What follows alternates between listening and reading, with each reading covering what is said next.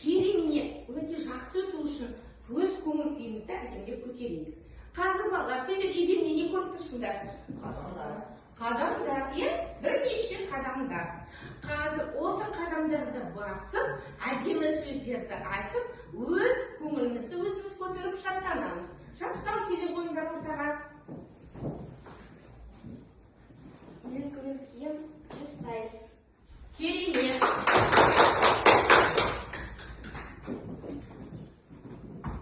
Мен өте көңілдімін. Жақсы. Мен мына әлемге ғашықпын. Керемет.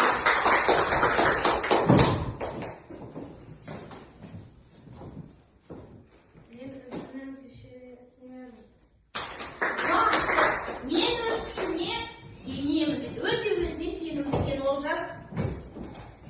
Мен өз өмірімнің басшысымын. Жақсы, өте жақсы. Ал енді балалар, біз осы 90 бойында қандай бөлімді бастадық? Жақсы. Енді балалар, осы біз бөлімді бастағаннан бүгін біз керемет тақырыппен танысамыз. Қазір мен сендерге тақта бетіне бір сурет шығардым, қараңдар. Ой шақыру әдісі бойынша ойланыңдар. Бүгінгі біздің тақырып не туралы болады екен, қараңдар. Кімді көріп тұрсыңдар? Дұрыс, кішкентай баланы көріп тұрмыз. Бала қайда қарап тұр?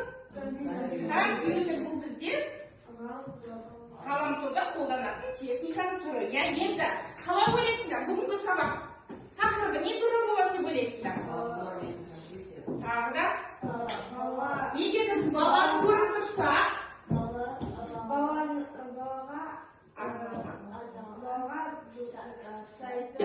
сайттар болуы мүмкін, дұрыс айтасыздар. Сонда бүгінгі тақырыбымыз қандай?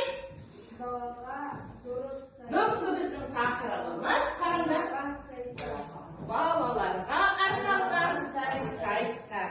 Жақсы балалар, кім айтады? Балаларға арналған қандай сайттың түрлерін білесіңдер, кәнекей? Кім айтады? Күнделікті сабақта қолданасыңдар соны. Сендерге келе күнде қарайсыңдар.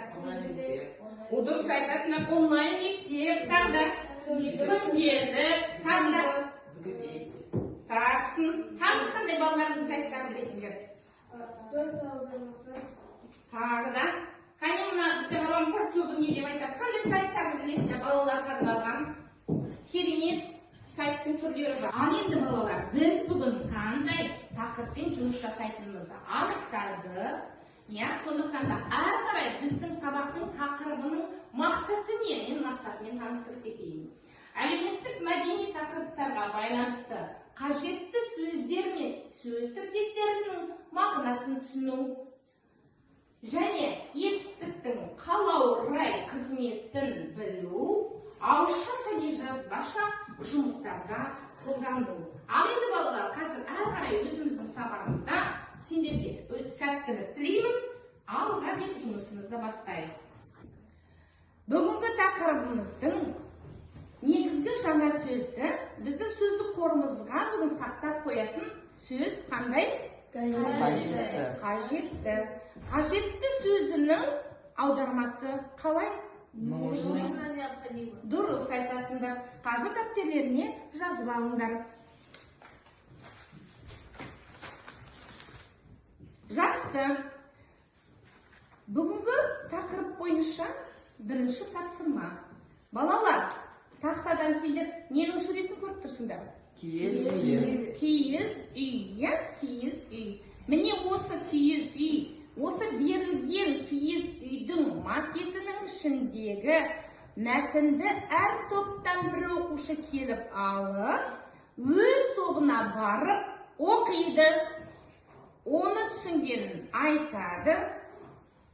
Олар тыңдайды. Тыңдаған соң мәтіндегі сөздер мен сөз тіркестерінің мағынасын талдайды. Қазір келіп әр топтан мына киіз үй макетінің ішіндегі мына тапсырманы келіп ала қойыңдар. Алина, жақсы оқи ғой.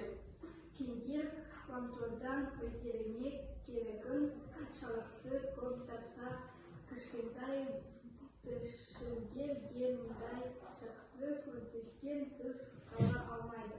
Балам, кетін жұрты болмаса жұрты, кетін бала қайдан болсын, деп Ахмет Байтұрсынұлы айтқандай, қазіргі уақытта біздің елімізде балаларға арналған әртүрлі іс-шаралар үздіксіз ұйымдастырылуда. Балаларға арналған театрлар, дебаттар, арнайы ойын алаңдары, бағдарламалар көмегімен Инстаграмда көбейіп келеді. Жақсы. Келесі, Амина.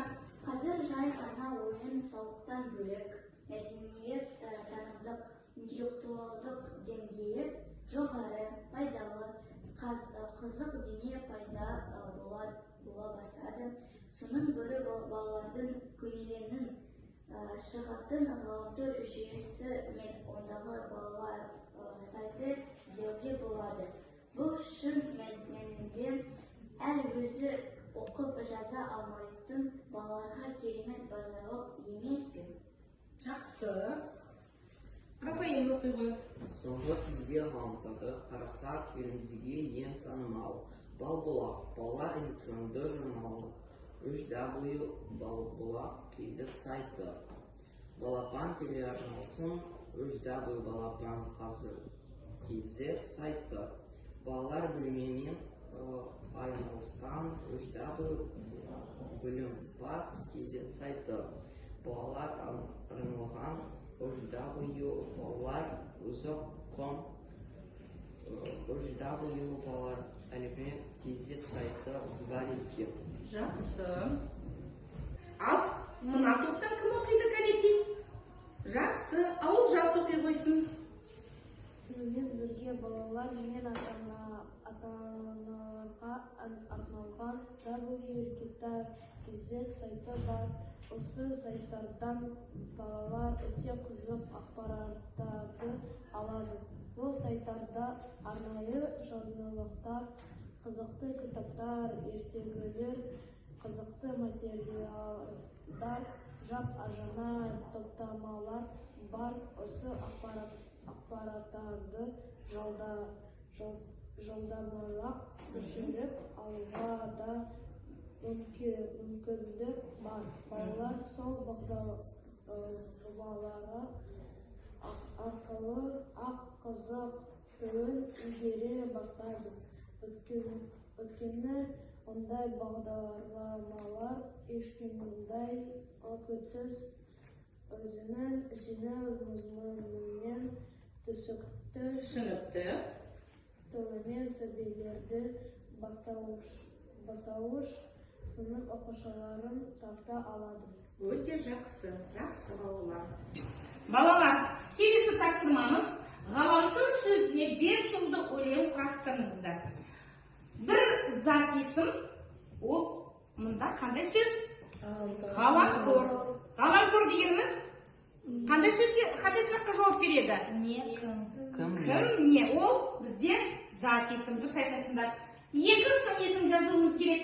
Сын есімнің сұрағы қандай? Қандай? Қандай. Үш етістік жазуымыз керекпіз?